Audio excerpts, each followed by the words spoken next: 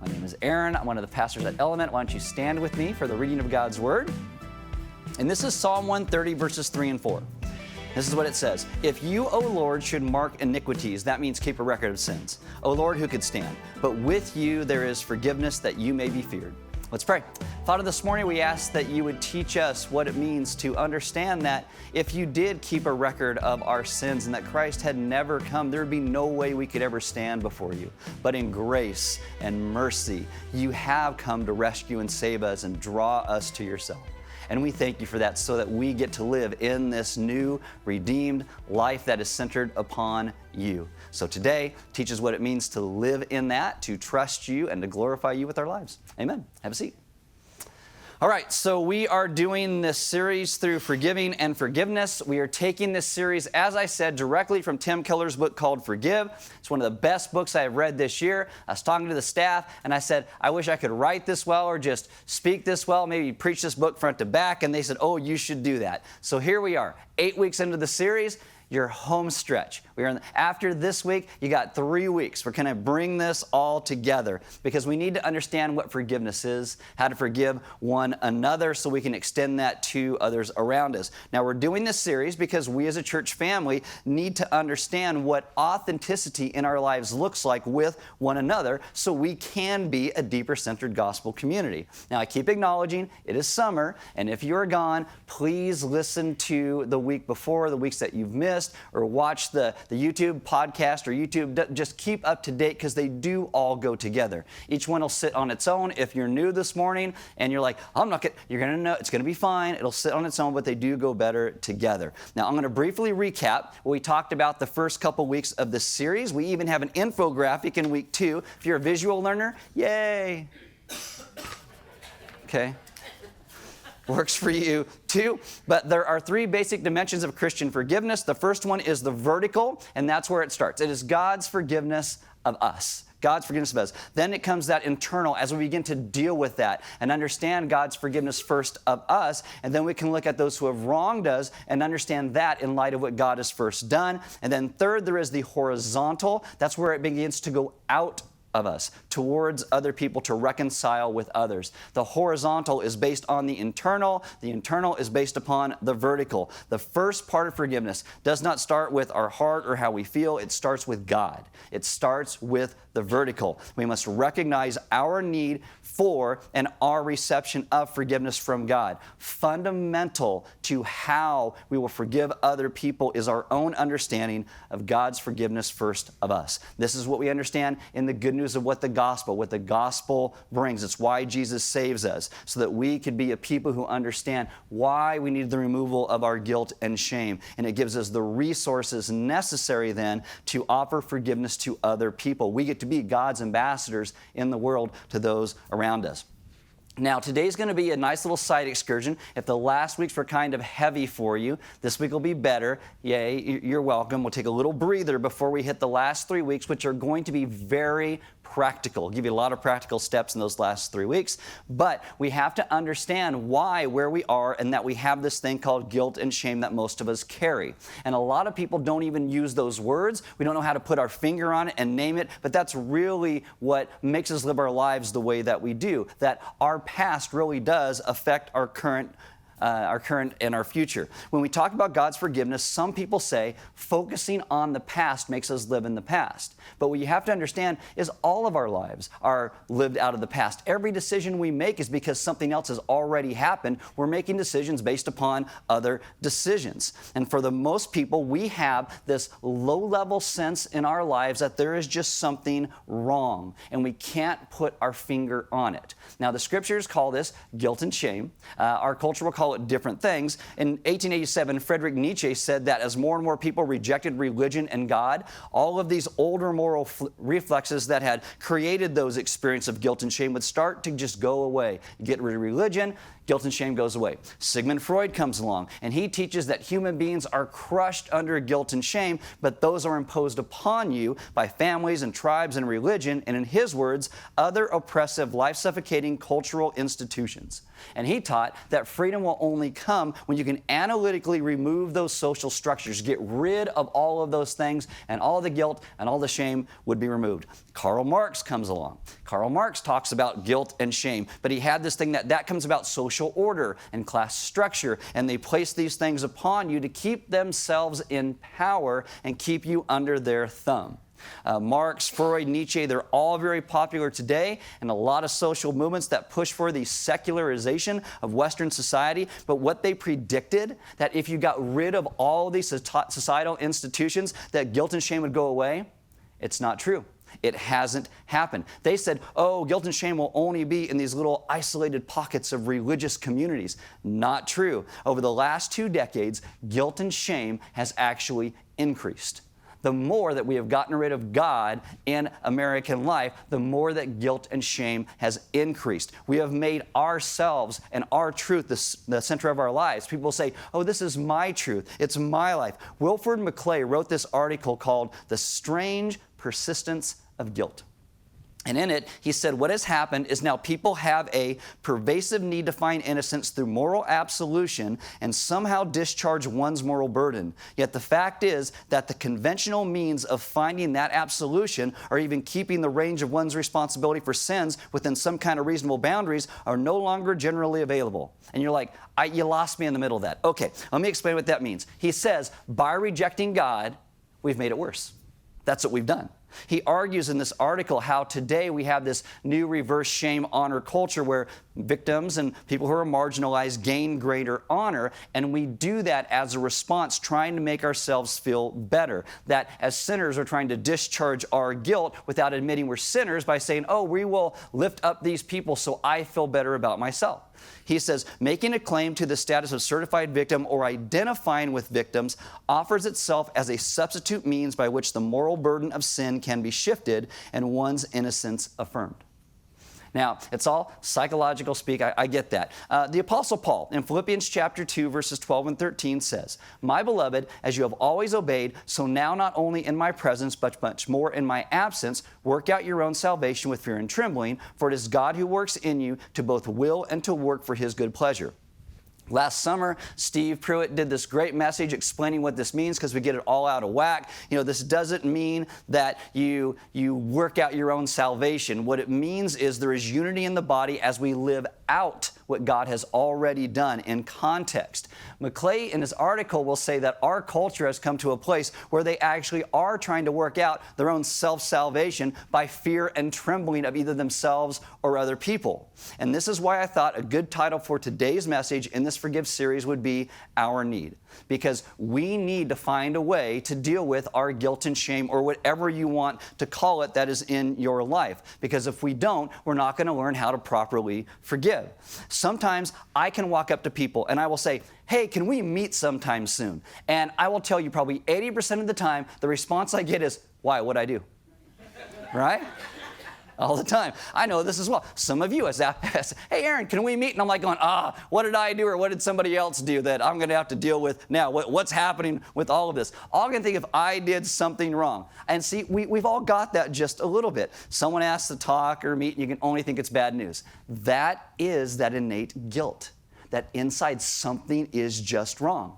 Sometimes when people say this to me, I will sit and try and think, what did I do? Because if I give myself enough time, I can think of a few things. It's pretty easy.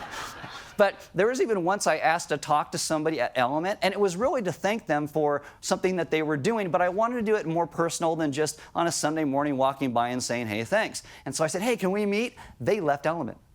And I have reached out to this person for a few years now, and they always just ignore me because they think I wanted to yell at them for something, and I didn't. I just wanted to say thank you. And there it is.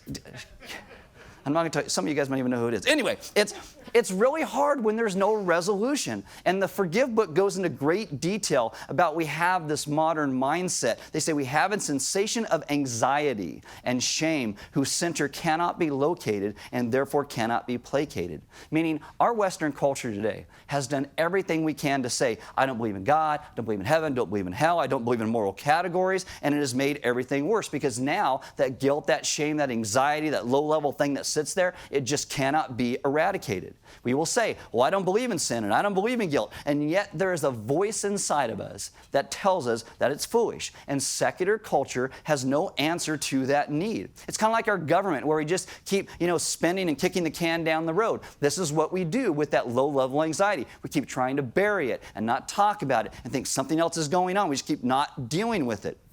So rather than dismissing it, maybe we should look at what the Bible actually says about it. That might be a really good thing, because when sin entered the world by our own choice, this is what we are told it brought into the world. And not understanding it leads to a lack of forgiveness. So what we're going to talk about today is this fall into guilt and the Bible's explanation of that. In the book of Genesis, verses 1 through 3, you see God's vision for the world, what He created, what He meant, and you can contrast that with our experience. There are two words that are really important in the first chapters of Genesis. The first word is this word called shalom, and shalom translates simply as the word peace, but it's so much more than peace. It's everything in the right place, in the right space, in the right time, in the right way, in the right relationships. Everything is all right with you and God, with you and one another, with you and creation. It's God's favor, God's blessing. That is how the earth was created. That is how we were meant to live, in shalom with God. The second word is this word called tov, or tob, whatever. It's translated as the word good. And when we think about good, it's like we think specific things. It is really anything that is good. I mean, this could be from the creation itself to chocolate chip cookies going into the oven. Oh, chocolate chip cookies coming out of the oven. Chocolate chip cookies going down my throat. It's good. Now, who gets the call on what is good? God does. God gets the call on what is good. If you have a Bible, open to Genesis chapter 2. It's right in the beginning, really easy to find. And so you got to ask, how does the pristine shalom, tov, harmony between God and man and man and man and man and nature come to be what it is today? If God creates something as simple as like the human body, why does nakedness cause us shame? And why do we use words like shameful when people have their baby making parts hanging out? In short, how is the existence of evil to be accounted for in our world? Well, the writer of Genesis says the answer is not that the earth or creation is evil, like the Greeks did, like we talked about the Greeks, and it's not that it's metaphysical, like Eastern religions say. It's that it's moral, that evil is humanly wrought. What God will do is He will give humanity these vestiges of free will, but it's only beneficial so far as it's exercised in God's divine will. And any abuse of the power that God gives His people makes disaster inescapable. We were meant to live in shalom and tov with God. We are not supposed to live in evil and self-sufficiency. Genesis 2, verse 15 says, "The Lord God took the man and put him in the garden to work it and keep it. And the Lord God commanded the man, saying, You may surely eat of every tree in the garden, but of the tree of knowledge of good and evil you shall not eat. From the day that you eat of it, you shall surely die." Now, see, God's not like us. Hey, maybe it'd be a bad idea if you ate from that. Maybe you shouldn't do that. God's like, I'm God, you're not. Don't eat from the tree. Now, the tree of knowledge of good and evil, this is the thing that man has really sought to always exclude God from our life. The Scriptures teach wisdom and life is thinking and living in line with God. Folly and death is thinking and living apart from Him. And daily Adam is given this opportunity. You can choose wisdom and folly, or you can choose death, life or death. Some people have asked, why doesn't God want us to know the good from the evil? And that's not what this is saying at all. Good in Hebrew are two different words, that word tov or tob, and this word called vara. Vara means the evil. And God says there are just some things you don't need to know. And I know you hear that, but I need to know everything. You don't know who I am. I got to know everything. God says you don't need to know what drug addiction is like. You don't need to know what abuse feels like. You don't need to know what country music sounds like. You got to trust God. You got to trust God in these things. In Genesis, what God says is you got to trust me because I know what you need. I made you. And Adam, like us, has this choice to obey God every single day. And what happens is Adam is given everything he needs, and yet, in the end, he still distrusts God. So when Genesis 3 starts, you can go there, something new is now introduced. Two things, actually. You meet this creature called the serpent, and the serpent is like, hey, did you see this tree that God made? It's great. You should really try some of that. He's trying to keep you from it, but you need to actualize your own potential. You need to go for that tree. It's awesome. And the second thing that is introduced is death. And what you will see is that death ends up being separation from life, from God. The one thing God told them not to do is the one thing they did. Why? Genesis 3, verse 6. So when the woman saw that the tree was good for food and that it was a delight to the eyes and that the tree was to be desired to make one wise, she took of its fruit and ate. And then the man eats right after this. But they did this because it's what pleased them, not what pleased God. Now, who are we supposed to look to for the good? God. You're in church, you can say that. You probably get that like 90% of the time when I ask a question. Jesus, God, you're going to be good. Okay, so you look to God for good, for wisdom. But you see what it says here?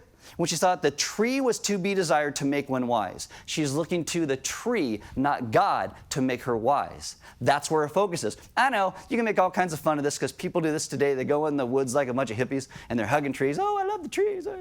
Anyway, it's just kind of weird. But there is this doctrine that we call original sin. And yes, this is the original sin. But the doctrine means that Adam and Eve at this time were the head of the human race. And because of their sin, we are now born into sin because they sinned.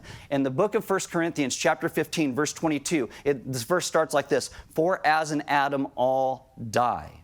And now the ideal of shalom has been broken. We ran from God. We rebelled. All of creation has lost the innocence and freedom that came from only knowing the good that God wants to give to us. Now, in your supplemental resources, if you want to grab that today, what I did, because I don't have time today to go into this whole doctrine of original sin because that's a whole nother 8 weeks of messages. But we put a short little recap of what it looks like. So it's a short article on original sin. There's also a link to a John Piper article on that, at the bottom of that. And on the other side is the x-ray questions that we can start to ask what that has brought about in us. So that's your supplemental resource. You can grab that if you want to. If you don't want to bind, you can grab one of those on the way out. So you may then say, okay, original sin, all these things, why am I punished for what that guy did? Well, again, original sin, but also, if we were in the same position, we would do the exact same thing. Every single one of us. And you know how I know? Look at your own life. Just look at your own life. If you're honest enough, if you and God disagree, who wins? We do. We are constantly deciding for ourselves. You know, God might have said that, but I really just want to go do this. God may have said no, but my heart says yes. And I'm going to run towards that thing. Genesis 3:7, it says, Then the eyes of both were opened, and they knew that they were naked, and they sewed fig leaves together and made themselves loincloths. What this tells you is that their sin exposed them. Their sin made them lose their innocence, and their connection to each other is now gone. Their connection with God is now severed. They become separated. They died. This is what we call the fall. The fall. And it's not in esoteric terms like all these other things. This is in real world what exactly happens. They sew these fig leaves together to cover themselves. They're no longer going to know this beauty of innocence, the good that meant they can lay themselves before one another and God and never feel ashamed deep in their soul. That is now gone. That is depicted as this feeling of nakedness. And they're trying to cover that. They feel exposed and vulnerable, and immediately they try to cover up. They try to hide the truth of who they have now become apart from God and each other. The sense that really deep inside of them that something is wrong with them, this now comes about. And all of a sudden, what is wrong with me? What is wrong with the world? Something's going on, something I cannot justify. And so they cover themselves with these fig leaves and try to control now what other people see about them. They even hide the truth of who they are from themselves, just like us. You extrapolate that out millennia later, we cannot even today let people get an unfiltered view of who we are, an out of control look of who we are. We have all these walls around ourselves. It's like we're not proud of who we are in the raw, so we desperately look for ways to cover up and curate a flawless image. Keller in the book writes, Instagram is not enough. This is totally true. We filter how others see us. You know, to get an unprocessed view of who we are, the self without any makeup on, would be intolerable to us. And this comes from the fall. Do you know if we had nothing to hide, there would be not this fear and shame? Forgiveness would come so easy because we'd understand ourselves and other people. But there is just this thing. Nakedness causes that deep sense that there's something wrong in the world. There's something wrong with me. There's something wrong about me, something sinful. There's something inadequate. I am not who I should be. So I'm trying to figure this out. What if people saw just how foolish so many of our decisions and thoughts are? How petty, how scared, how self-obsessed. We spend so much time in our lives trying to find ways to cover up that deep sense of inadequacy. In the Forgive book, they ask this series of questions. Not all of these will relate to you, but maybe some of them do. It asks, why do so many people work themselves to death to be successful? Why do some people have no boundaries and are not able to say no to anyone? Why do others stay unattached, not allowing any real friendships or committed romantic relationships to develop? Why do so many people respond and act in anger to one another to push people away? Why are some people rescuers who are always trying to save people in crisis? Why do some people live in perpetual victim mode, spending all of their time blaming others for harming them? Why do others engage in abusive behavior, living a lifestyle based on the principle, do unto others before they get a chance to do unto you? Why do some people work so hard to say, no one can make me feel guilty? I define my own moral values. Why is there such the problem with gender confusion today? Because there is a deep, deep need. Something is wrong with me. And if I just did that, I would feel better. Why do others become highly religious and moralistic and then turn to condemn everyone with the wrong beliefs? Why do so many seek out non-committed sexual encounters on Tinder or Grindr when some voice tells them this isn't wise or right? Why do so many people love to spread slander and gossip about others? Why do so many people want to redefine the terms of love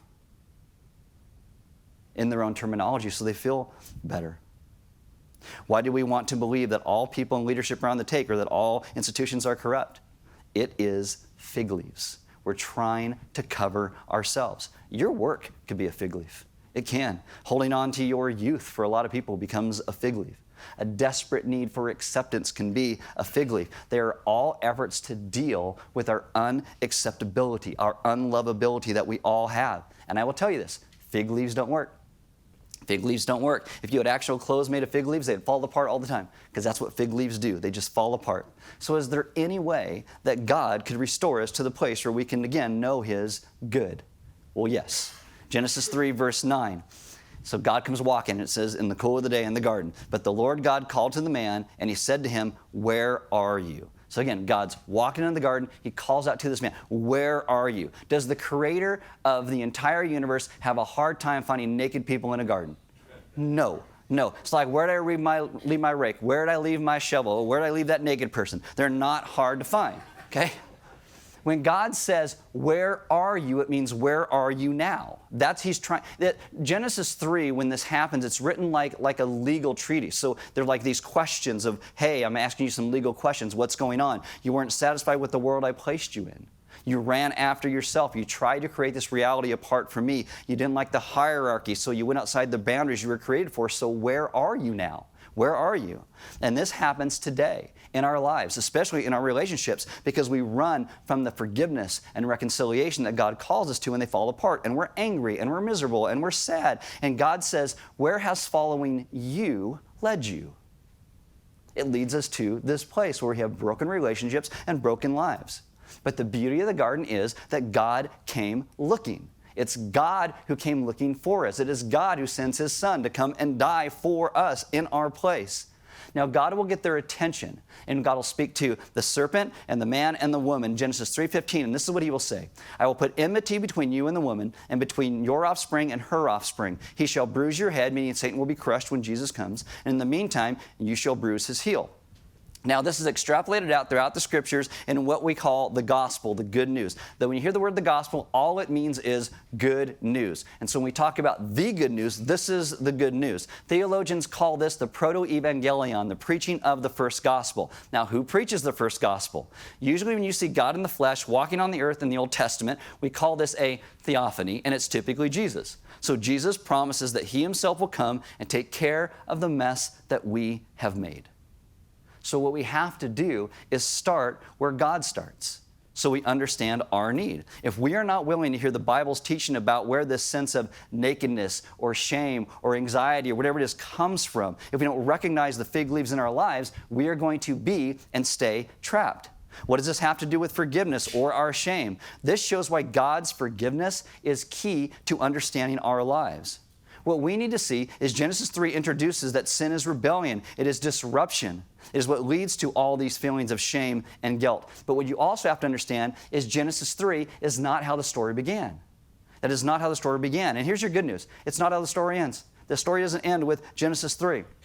And many times we get really caught up in talking about sin and shame and guilt, but we're not talking about all that the gospel does because, again, the gospel doesn't begin and end there. The plot line of the story is God's promise and God's redemption in Jesus. The promise made after sin entered the world was the promise of Jesus eventually dying on the cross for us. The gospel is the story of Jesus' restoration of humanity that can lead us to the places where we forgive and love one another. That is our need. In Colossians 1, verses 19 and 20, it says, "For in him," that's Jesus, "all the fullness of God was pleased to dwell, and through him to reconcile to himself all things." Interesting, that word all things, you know what it translates as? All things. Yeah, it's pretty simple. But it means it's cosmic, whether on earth or in heaven, making peace by the blood of his cross. The cross is an act on God's part to bring reconciliation to all things. And so this story starts before the fall. And if we only focus on the story at the fall, then the primary issue of the gospel becomes removal of sins, which is very, very important. But this leads Christians to make these bumper stickers that say, Christians aren't perfect, just forgiven, as if that's all. As if that's all. There's nothing more. If you start with Genesis 3 as the beginning, then the story, all that Jesus does is forgive sin, which is very important. I'm not saying it's not. But if you see the beginning, the Bible shows the gospel, the result, brings about the restoration of shalom and tov. That's what it brings about. It shows our need for a relationship with God. Our need for a relationship with God starts before the fall ever happened. It's exasperated immensely in the fall, but it starts before that. Because after the fall, our posture towards other people tends to be self-centered, not towards forgiveness of others.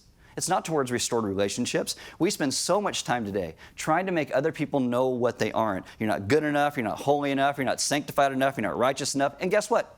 They're all true. Every single one of those is actually true. But if we start where God starts, you remind yourself and others of what you are meant to be, who you are meant to be. You were created to be an image bearer of God. You were created to be in a relationship with God. You were made to be a son or a daughter of your loving Heavenly Father. In Genesis 1, when God creates everything, He says, it's good. It is good. When He makes humanity, He says, it is very good. And that means you are not an accident. You are created with purpose and dignity and hope. We were made to be a people that reflect who God is. And I'll tell you, so are other people around you. So is everyone else. There is this sad, secular view of humanity that keeps trying to destroy humanity as we keep trying to make ourselves the center of everything. And that is not what we need. We need to understand that our deep ache comes because we've rebelled against God. We rebelled against who God made us to be. We have gone our own way. We are put ourselves in the place of God, and we have caused massive devastation to creation and to ourselves. And we walk around with that low-level anxiety that just sits there. There's something wrong, and there is something wrong. It's called sin. But God is inviting us to return home. You know that the word repentance in a Hebrew mindset, it meant to return. You return to who God calls you to be. So you start the story where God does. It allows us to show how good God is, how we got where we are, and why people have that internal ache inside of them. I think often people forget that why we have the guilt and shame that we do. It is so easy to make God's story about how to get out of this place. Raptures and fire insurance and heavens away from this dump and these messed up relationships with those messed up people, unlike me, who's so great. But all that does is center God's redemptive activity somewhere else and enables us to hide from all of our issues and hide from all of our sin. It, again, makes it somewhere else rather than looking to what God is doing now in this present reality as He restores us to Himself day by day. We are called to be a people who live on mission with God in this world, to bring heaven to earth, to even today, to live differently. We are intended for more. We are meant to be a people who are overwhelmed with the idea of rescue and redemption and our own forgiveness. That is what we extend to others. But that only happens when we experience it first. And this is why I want to tell you, if you have not come to a place today where your life surrenders to Jesus Christ, today is the perfect day to do that.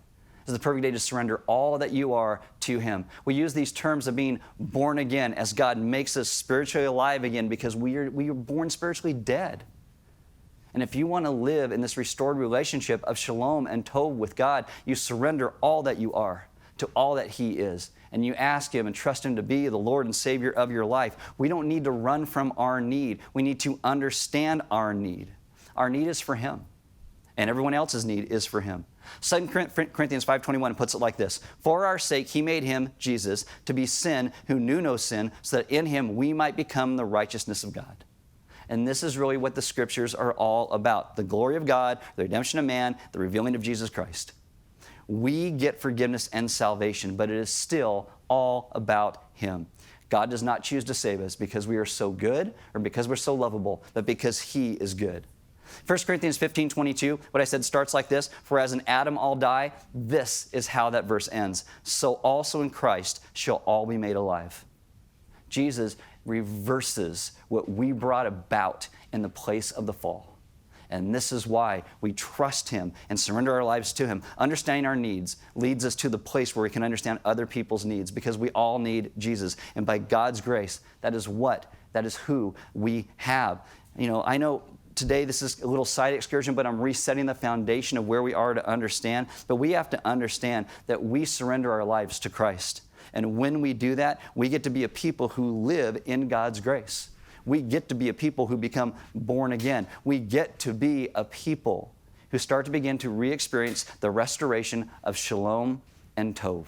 As God brings about, as a result of the gospel, the restoration of all that was lost. And this is the beauty of who God is and what God has done. This is one of the reasons every Wicked Element we try and bring you guys to the place of communion. It's a reminder of what Jesus did to bring us to Himself.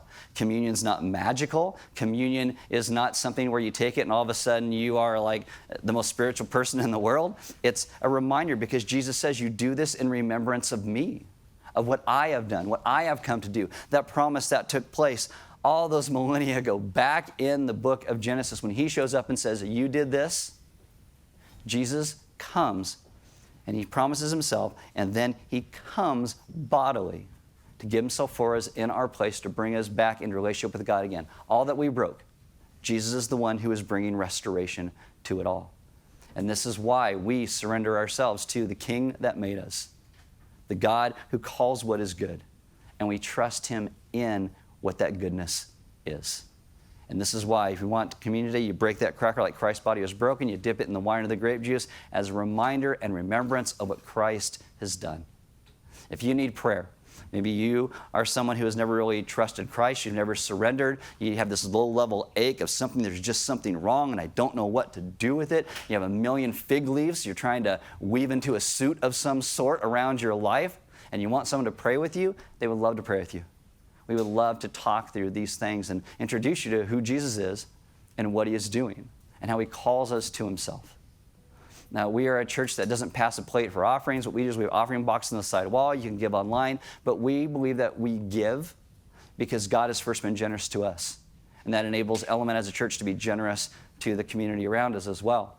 And so if you want to give, we give because God first gave to us. And I encourage you to grab those sermon notes, grab the supplemental resource that talks about original sin and what it means, and begin to ask yourself some of these questions in there, because understanding and dealing with our own fig leaves, even when you call yourself a believer, is very important, because those fig leaves keep trying to hide us from the work that God is doing in us, and it keeps us hiding from one another.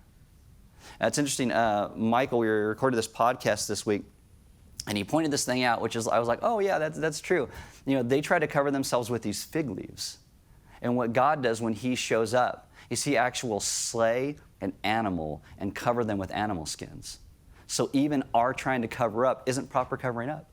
And God slays an animal to show what He will eventually do and how He comes to save us. That Jesus will be slain to cover us, to take away our sin. And this is the reason why we understand that we could never save ourselves. We trust Him for what He has done, and that changes our lives to be those who can live in hope and grace and true life again. Let's be those people who don't shy away from but understand our need and the need in the world around us. And the reason a lot of the world reacts the way that it does, because it doesn't even understand that need. It's burying it. It's running from it. It doesn't want to deal with it. But we know what it is, and that should give us some depth of compassion for those around us. because people are lost. And they need to know who Christ is, to be a people that come before the throne of God and trust him for our salvation. Let's pray. Father, this morning we ask that you would help us to understand what it means to trust you, the grace and reconciliation that we have received, that we would understand that anxiety, that low-level feeling that something is just wrong, and it comes back to the understandings of guilt and shame that we have brought about in the world. And so have us honestly assess in our lives what our fig leaves are, how we are trying to cover up and not just hide from you, but hide from others and hide even from ourselves, that we are afraid to admit the reality of our own fallenness before you, before ourselves, and before others.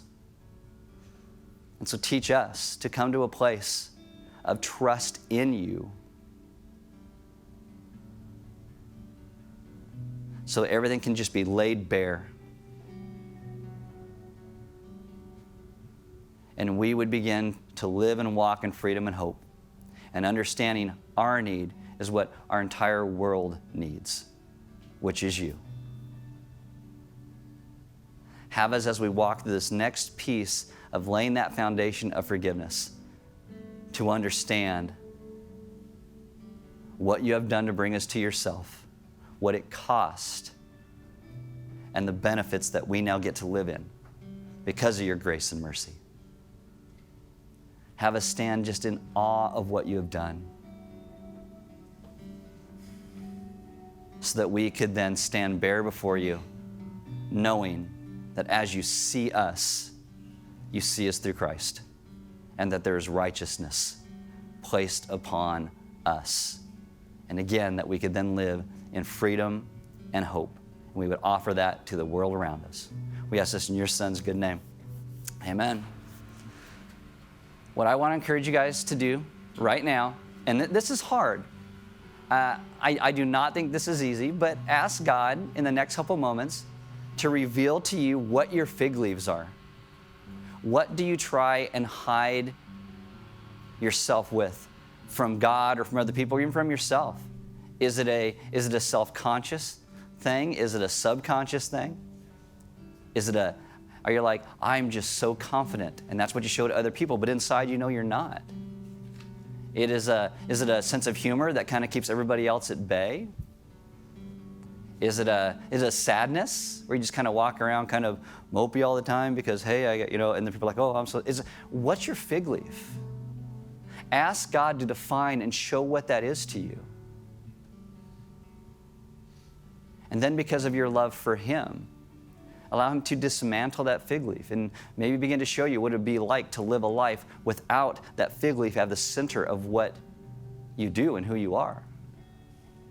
That he would take and lead you into grace and life. And if you have never surrendered your life to Christ, I think today is a perfect day to just pray, Jesus, forgive me for my many sins. Draw me to yourself.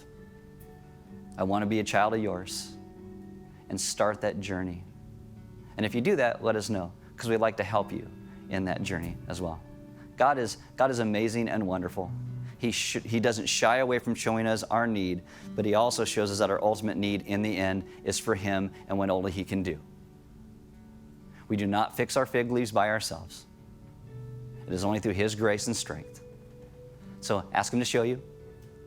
Trust in him to give you the strength to let that thing dismantle and to live a life that honors and glorifies him.